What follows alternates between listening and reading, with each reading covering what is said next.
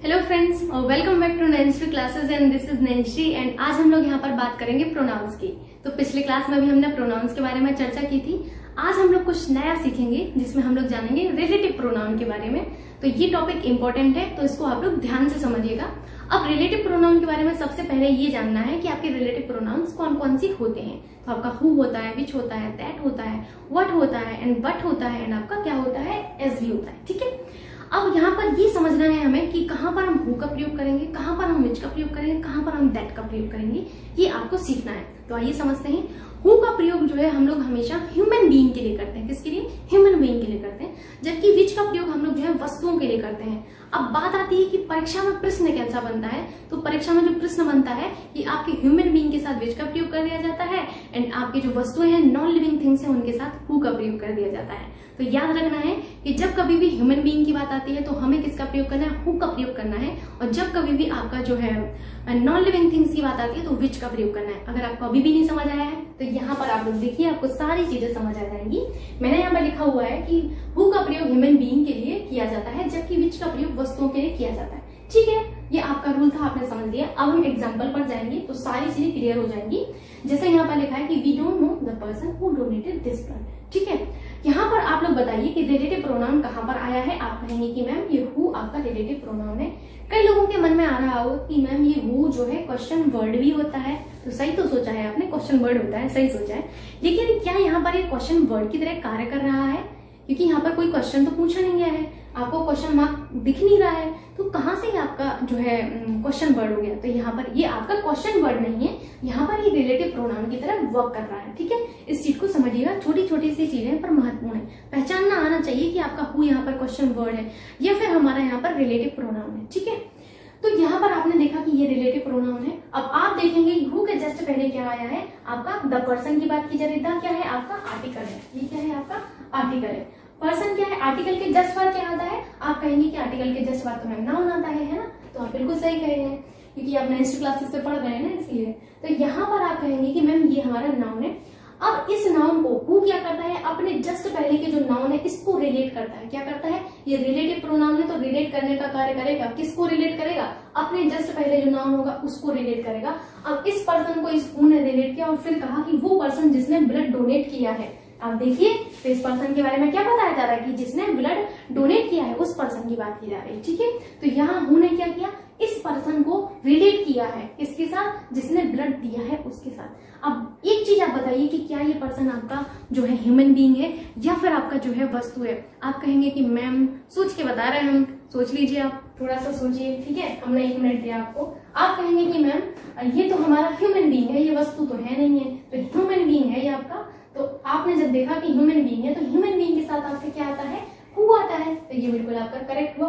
In case यहाँ पर आपका विच होता, मान के चलिए कि यहाँ पर मैंने कुछ कर दिया। ठीक है, आप बताइए कि क्या ये सही है? तो आप कहेंगे बिल्कुल गलत है। क्यों गलत है? क्योंकि पर्सन को रिलेट कर रहा है। देखिए, रिलेटिव प्रोनाउन हमेशा अपने से पहले वाला जो शब्द होता है, जो नाउन होता है, उसको रिलेट करेंगे। ठीक है, याद रखिएगा। ठीक, और आगे आप देखिए बहुत सारी चीजें पढ़ेंगे। अभी उस चीज को बताना सही नहीं है, मैं बताने तो जा रही थी लेकिन बहुत कंफ्यूजन हो जाएगी आपको। डोंट वरी, अभी मत सोचिए उतना। यहाँ पर आपने देखा कि ये जो विच है वो रिलेटिव प्रोनाउन है। किसको रिलेट करेगा? पर्सन को रिलेट करेगा। पर्सन क्या है आपका? ह्यूमन बीइंग है या फिर वस्तु है? तो आप कहेंगे ह्यूमन बीइंग है। ह्यूमन बीइंग को आपका विच कैसे रिलेट कर सकता है? ह्यूमन बीइंग को रिलेट करने के लिए हमें क्या करना पड़ता है? हु का प्रयोग करना पड़ता है। सो हम यहाँ पर क्या करेंगे? यहाँ पर सिंपली हु कर देंगे, जो कि आपका बिल्कुल सही है। अब आपको अच्छा लग रहा होगा देख के। नेक्स्ट एग्जाम्पल है, उसको देखिए, बहुत सारी चीजें क्लियर हो जाएंगी। बिल्कुल पैनिक नहीं होना है। ठीक है, समझने की कोशिश करना है, ये अपने मन में बिठाना है। मैं समझ सकता हूँ, मैं समझ सकती हूँ। ठीक है, यहाँ पर है आपका कि we drove past my old school which celebrating its 100th anniversary this year. ठीक है, अब आपको यहाँ पर ये बताना है कि कहाँ पर आपका रिलेटिव प्रोनाउन है। आपने देखा है ना कि ये आपकी रिलेटिव प्रोनाउन है। हु आपका रिलेटिव प्रोनाउन है, विच आपका रिलेटिव प्रोनाउन है, दैट भी, व्हाट भी, व्हाट भी, और आपका एज जो है रिलेटिव प्रोनाउन है। ठीक है, इतनी चीजें आपको समझ में आ रही है ना? देखिए, मैं बहुत रिक्वेस्ट आपसे कर रही हूँ कि कोई भी डाउट अगर आता है, देखिए सीरियसली मेरे गूज़बम्प्स हो चुके हैं, क्योंकि ये ऐसी बात है कि मैं बहुत दिल से आपसे बोल रही हूँ ये चीज कि अगर आपको जो है कोई भी प्रॉब्लम होती है तो प्लीज आप उसको कमेंट में बताया करिए कि मैम ये चीज मुझे समझ में नहीं आ रही है। मैं ट्राई करूंगी उसको नेक्स्ट क्लास में पढ़ाने की, और अगर ऐसा होता है कि बहुत ज्यादा आपकी डाउट्स होते हैं तो मैं उसको अलग से क्लास भी पढ़ा सकती हूँ। तो इस चीज को आप लोग समझिएगा कि आपको जो है डाउट अपने मन में बिल्कुल नहीं रखना है, ये बहुत प्रॉब्लम क्रिएट कर देगा। अगर आप ग्रामर को सीखना चाहते हैं तो प्लीज आप अपने डाउट को मेरे साथ जो है शेयर करिए। इतनी चीजें आप लोग देखिए दिन भर में शेयर करते हैं, ये व्हाट्सअप मैसेज, वो व्हाट्सअप मैसेज, ये टेलीग्राम, वो टेलीग्राम, ये यूट्यूब लिंक, वो यूट्यूब लिंक, इतना नहीं कर सकते आप लोग। कमेंट नहीं भेज सकते, शेयर नहीं कर सकते, बिल्कुल कर सकते हैं। अगर आपको डाउट है तो प्लीज आस्क मी। हाँ, तो यहाँ पर अब हम देखेंगे, यहाँ पर आपने देखा कि ये जो विच है ये आपका क्या है, एक रिलेटिव प्रोनाउन है। क्यों है रिलेटिव प्रोनाउन? बिकॉज यहाँ पर मैं किसको रिलेट कर रही हूँ, अपने माई ओल्ड स्कूल को यहाँ पर रिलेट किया गया है। ये आपका पूरा क्या है, ये आपका एक कंपाउंड नाउन है। ठीक है, आपने कहा कि मैम ये हमारा नाउन है और इस नाउन को रिलेट कर रहा है कौन? याद रखिएगा कि यहाँ पर नाउन होना चाहिए, एडजेक्टिव नहीं होगा, याद रखिएगा। ठीक है, तो ये क्या करेगा, इस रिलेटिव इसको रिलेट करेगा, माई ओल्ड स्कूल को इसमें रिलेट किया बीच ने, और बताएगी सेलिब्रेटिंग, जो सेलिब्रेट कर रहा है it's 100th anniversary this year.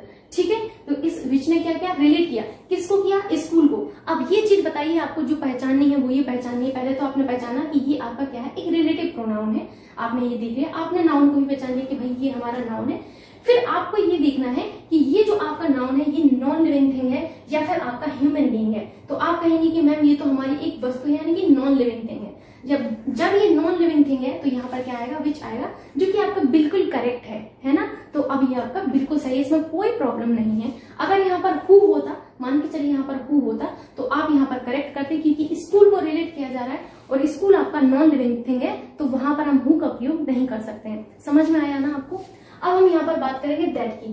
अब दैट के केस में थोड़ा सा सिनेरियो चेंज हो जाता है। वो ये होता है कि दैट जो है मानव के साथ भी प्रयोग होता है और वस्तुओं के साथ। ये हुआ ना सबसे अच्छी बात, दोनों को ये मतलब अपने साथ रख रहा है। ये नहीं कि हम सिर्फ इन्हीं के साथ आएंगे, हम सिर्फ इन्हीं के साथ आएंगे, कोई भेदभाव नहीं, हम दोनों के साथ आएंगे। हम मानव के साथ भी प्रयोग होंगे और हम वस्तुओं के साथ भी प्रयोग होंगे। ठीक है, अगर नहीं समझ आया तो यहाँ पर एग्जाम्पल देखिए आप लोग। यहाँ पर एग्जाम्पल है कि the girl that stole my heart was a student. ठीक है, आपने इस एग्जाम्पल को देख लिया होगा, मतलब भी समझ लिया होगा। ठीक है, अब एक चीज बताइए कि कहाँ पर यहाँ पर रिलेटिव प्रोनाउन दिख रहा है। आप कहेंगे कि दैट जो है आपका रिलेटिव प्रोनाउन है। यहाँ पर आपको दिख रहा है ना, दैट आपका रिलेटिव प्रोनाउन होता है।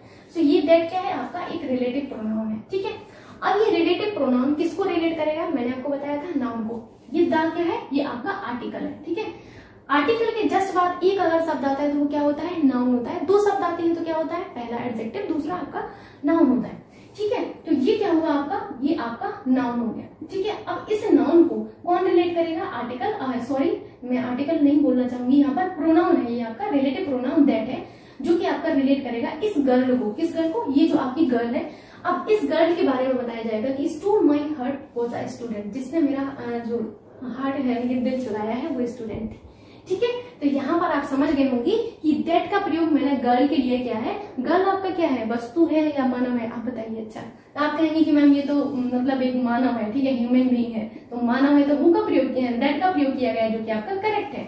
ठीक है, अब बात आती है आपकी कि एक बार तो आपने देख लिया कि दैट का प्रयोग मानव के साथ किस तरीके से होता है। अब हम वस्तु के साथ देखेंगे।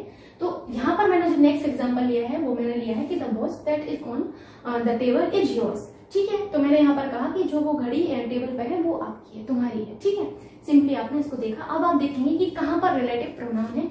आप कहेंगे कि मैम ये रहा रिलेटिव प्रोनाउन। ठीक है, ये आपका क्या है, रिलेटिव प्रोनाउन है। इसके जस्ट पहले क्या है, आप कहेंगे कि मैम इसके पहले हमारा ये आर्टिकल कहलाता है और ये हमारा नाउन कहलाता है। इस नाउन को किसने रिलेट किया, दैट ने रिलेट किया। अब आप बताइए कि ये जो वॉच है ये आपका लिविंग है या फिर आपका मानव है, नॉन लिविंग है या फिर मानव है। तो आप कहेंगे कि मैम ये तो हमारी वस्तु है, यानी कि नॉन लिविंग थिंग है, वस्तु है। वस्तु है तो यहाँ पर हमने दैट का प्रयोग किया है, जो कि बिल्कुल करेक्ट है, बिकॉज हम दैट का प्रयोग मानव के लिए और वस्तुओं के लिए, दोनों के लिए कर सकते हैं। यहाँ पर कोई भेदभाव आपको नहीं करना है। ठीक है, याद रखिएगा यहाँ पर। ठीक, अब मन में आ रहा होगा कि कहाँ, आपने तो पढ़ाया था कि मैम जो है हु का प्रयोग भी हम ह्यूमन बीइंग के लिए करते हैं, विच का प्रयोग हम वस्तुओं के लिए करते हैं। मन में आ रहा होगा, तो देखिए दैट भी आप कर सकते हैं, ऐसा कुछ प्रॉब्लम नहीं है, दैट का भी प्रयोग आप कर सकते हैं। कुछ भी यहाँ पर आपको अलग से याद नहीं रखना है, यहाँ पर आप इसका भी प्रयोग कर सकते हैं। ठीक, अब यहाँ पर देखिए जितने भी मुझे प्रोनाउन से संबंधित चीजें आपको बतानी थी, टाइप्स ऑफ प्रोनाउन में, आई थिंक मैंने सारी चीजें बता दी हैं। अगर कुछ फिर भी रह जाता है तो मैं जो प्रैक्टिस कराती हूँ वहां पर मैं कवर करा देती हूँ। अब जो जो आपके रूल्स रह गए हैं, किस तरीके से आपके जो रूल्स हैं वो होते हैं एंड कैसे उनसी परीक्षाओं में प्रश्न बनते हैं, अब हम यहाँ पर उनके बारे में बात करेंगे। थोड़े बहुत ही रह गए हैं, सो 1-2 क्लास में शायद हो जाएगा आपका प्रोनाउंस चैप्टर खत्म। तो यहाँ पर आपको देखना है कि जब कभी भी 2 सब्जेक्ट की तुलना की जाए तो दोनों प्रोनाउन हमारे किस केस के होने चाहिए? ऑब्जेक्टिव केस के ना, है ना? नहीं, सब्जेक्टिव केस के होने चाहिए। हम तुलना 2 सब्जेक्ट के बीच में कर रहे हैं तो सब्जेक्टिव केस ही आएगा आपके प्रोनाउंस का। याद रखिएगा, कभी ऐसा नहीं हो सकता कि हम 2 सब्जेक्ट की तुलना कर रहे हैं और एक हमारा सब्जेक्टिव केस में है, एक हमारा ऑब्जेक्टिव केस में है। तुलना हमेशा समान चीजों में की जाती है। याद रखिएगा इस चीज को कि तुलना हम हमेशा समान चीजों में करते हैं, ठीक है? इक्वल जो चीजें होती है उनमें करते हैं, ठीक? तो यहाँ पर आपको याद रखना है कि 2 सब्जेक्ट की तुलना अगर की जाए तो दोनों प्रोनाउन हमारे कैसे होंगे? सब्जेक्टिव केस में होंगे। नहीं समझ आया अभी? Don't worry. यहाँ पर आप एग्जाम्पल को देखिए, जैसे मैंने लिखा है कि I am as tall as him, ठीक है? जैसे मैंने अपनी फैमिली में किसी को कहा कि I am as tall as him, तो यहाँ पर आपको ये देखना है आई क्या है आपका? आई आप कहेंगे कि मैंने देखिए आपको जो टेबल बनाई थी उसको, टेबल को पहले आप पलट के देखिए, पलटिए अपने पेज को, तो आपकी चीजें क्लियर होंगी, तब तो आपको समझ आएगा सब्जेक्टिव केस क्या है। भूल गए होंगे, हमें पता है। तो यहाँ पर मैंने आपको बताया था कि आई का ऑब्जेक्टिव केस होता है मी एंड आई का पॉजिटिव केस होता है माई। आपको बताया था ना मैंने। ही जो आपका होता है, ही का ऑब्जेक्टिव केस होता है आपका हिम, और आपका जो होता है पॉजिटिव केस जो होता है हिज होता है, ठीक है? इतनी चीजें आपको याद नहीं है तो कोई प्रॉब्लम नहीं है, मैं बता रही हूँ ना, इसको सुन लीजिए बस। आप कहेंगे कि मैम ये हमारा सब्जेक्टिव केस है, तो आप यहाँ पर सब्जेक्टिव केस लिख दीजिए, एससी लिख दीजिए, यानी कि सब्जेक्टिव केस। फिर लिखा है आई एम, यहाँ पर आपका जो है एम से आपको कोई मतलब नहीं है। अब एज टॉल एज, यहाँ पर देखिए तुलना की जा रही है, एज टॉल एज, ये आप सीखेंगे आगे, एज ये सारी चीजें आगे सीखेंगे, बस इतना तो समझ में आ रहा होगा ना कि तुलना की जा रही है। अब यहाँ पर किससे तुलना की जा रही है? हिम से। तो ये तो मैंने आपको समझाया है कि जब कभी भी आपकी 2 सब्जेक्ट की तुलना की जाएगी, आपका सब्जेक्टिव केस में है, तो यहाँ पर ये भी आपके सब्जेक्टिव केस में होना चाहिए। यही तो मैं आपको समझा रही हूँ कि ये भी आपका प्रोनाउन फिर सब्जेक्टिव केस में ही होगा। तो हिम की जगह आप क्या करेंगे? हिम क्या है? हिम तो आपका ऑब्जेक्टिव केस है, तो हिम का सब्जेक्टिव क्या होता है? ही होता है। अब आपका बिल्कुल सही हुआ ये, ठीक है? नेक्स्ट एग्जाम्पल पर मूव करिए, तो वहां देखेंगे कि सी इज बेटर देन मी। अब आपको यहाँ पर बताना है कि कहाँ पर प्रॉब्लम है। अब आप लोग बताइए कि जो सी है ये आपका क्या है? सब्जेक्टिव केस है, ऑब्जेक्टिव केस है या फिर पॉजिटिव केस है? तो सी का होता है आपका सब्जेक्टिव होता है सी, एंड हर होता है आपका जो है ऑब्जेक्टिव केस, एंड सी हर। तो हर क्या होता है? आपका पॉजिटिव केस होता है, ठीक है? हर्ष भी होता है। तो यहाँ पर आप कहेंगे कि मैम ये हमारा सब्जेक्टिव केस है। आपने ये देखा, फिर आपने देखा कि बेटर देन,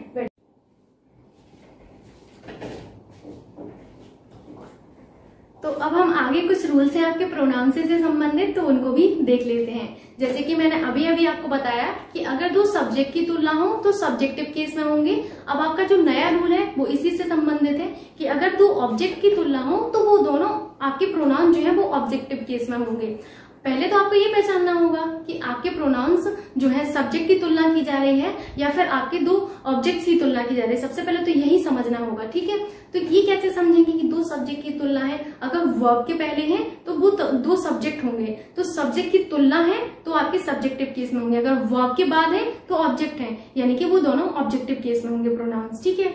अगर आपको नहीं समझ आ रहा तो एग्जाम्पल में आपको समझ में आ जाएगा। यहाँ पर मैंने लिखा हुआ है कि 2 ऑब्जेक्ट की तुलना हो तो दोनों प्रोनाउन ऑब्जेक्टिव केस में होते हैं।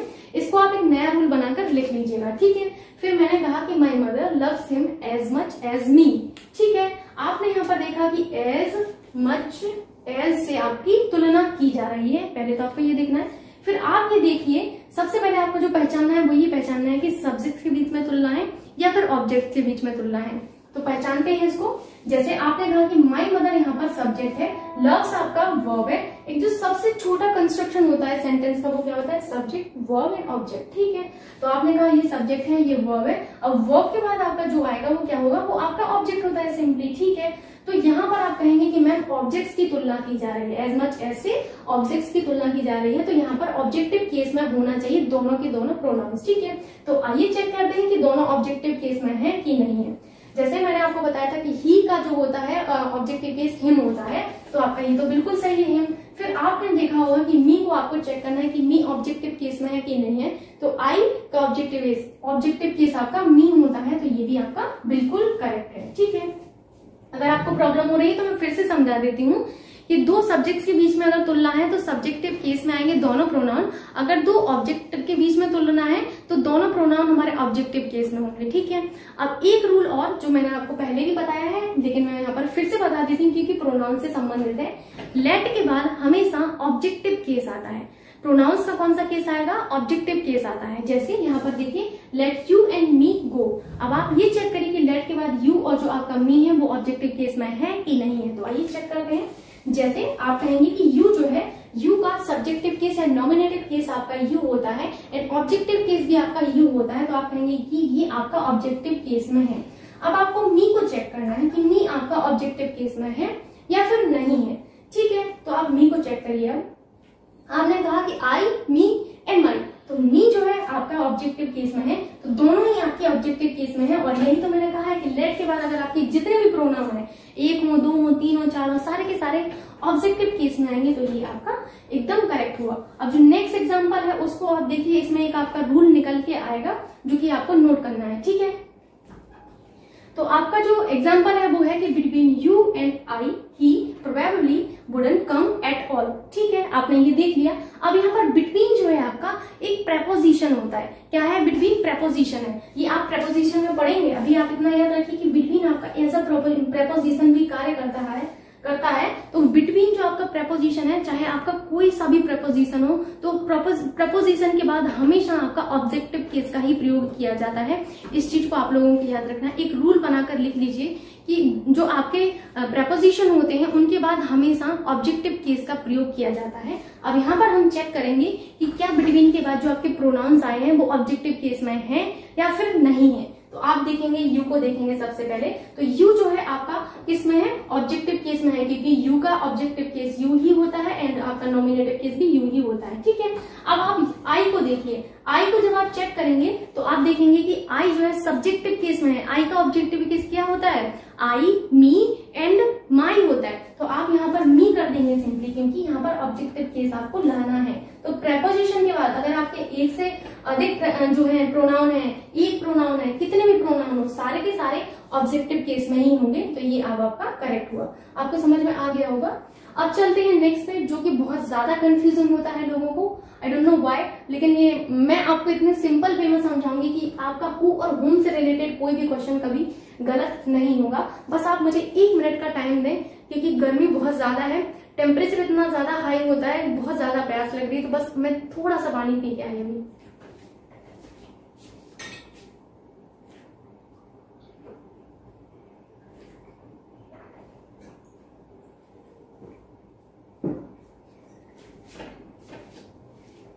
तो अभी मुझे अच्छा फील हो रहा है। So thank you so much मुझे अलाउ करने के लिए कि हाँ पानी पी सकते हैं आप। यहाँ पर आपको हु और हुम को देखना है। ठीक है, हु जो होता है वो आपका नॉमिनेटिव केस होता है। अब मैंने आपको बताया था नॉमिनेटिव केस को हम लोग सब्जेक्टिव केस भी कहते हैं। जो ये आपका नॉमिनेटिव केस होता है वो कहाँ आता है? सब्जेक्ट की जगह पे आता है ना। हुम जो होता है वो आपका ऑब्जेक्टिव केस होता है। क्या होता है? ऑब्जेक्टिव केस होता है। ऑब्जेक्टिव केस कहाँ आता है? ऑब्जेक्ट की जगह आता है। सबसे पहला तो आपको यही सीखना है कि जो हु होता है वो हमारा नॉमिनेटिव केस में आता है, यानी कि हम जब कभी भी हु का यूज करेंगे तो एज अ सब्जेक्ट करेंगे। हुम का यूज जो करेंगे हम वो ऑब्जेक्ट के जैसे करेंगे। ठीक है, इतनी चीजें आपको समझनी थी। ठीक है, अगर ये नॉमिनेटिव केस में आएगा यानी कि एज अ सब्जेक्ट अगर कार्य करेगा तो भी इसकी बात है कि वर्ब भी लेगा। सब्जेक्ट आएगा तो वर्ब भी आएगी ना। और अगर ये ऑब्जेक्टिव केस में आता है, ऑब्जेक्ट है, तो इसके बाद वर्ब की जरूरत ही नहीं है। ऑब्जेक्ट के बाद कब वर्ब देखा आपने देखा होगा सब्जेक्ट, वर्ब, देन ऑब्जेक्ट। क्या आपने ऐसा देखा है? सब्जेक्ट, फिर वर्ब, फिर ऑब्जेक्ट, फिर वर्ब? नहीं ना। हम सिंपली क्या देखते हैं? पहले आता है आपका सब्जेक्ट आता है, फिर आपकी वर्ब आती है। अब ये सब्जेक्ट की तरह कार्य करेगा भैया तो ये आपका वर्ब लेगा। ये आपका सब्जेक्ट की तरह कार्य नहीं कर रहा है, ये ऑब्जेक्ट की तरह कार्य करेगा, तो वर्ब क्यों लेगा? तो एक तरीका ये भी होता है पहचानने का। परीक्षा में प्रश्न कैसा आता है? हु की जगह हुम का प्रयोग कर देंगे और हुम की जगह हु का प्रयोग करके आपको क्वेश्चन दिया जाता है। तो पहला तरीका तो यही होता है पहचानने का कि अगर हु के बाद आपका जो है वर्ब है तो आप समझ जाएंगे कि जो है ये आपका करेक्ट है। अगर हुम के बाद वर्ब नहीं है तो ये भी करेक्ट है। तो आपको कैसे पहचानना होगा अब आपको मैं सिखाती हूँ। जैसे यहाँ पर एग्जाम्पल जो है उनको आप ध्यान से देखिए पहले तो, कि the guest whom we were talking about have come are my brothers in law। ठीक है, आपने इसको देखा सिंपली। अब आपको क्या करना है, जैसे जैसे मैं आपको बताती हूँ बस उसी तरीके से आपको फॉलो करना है, कुछ भी आपको और कुछ नहीं करना है।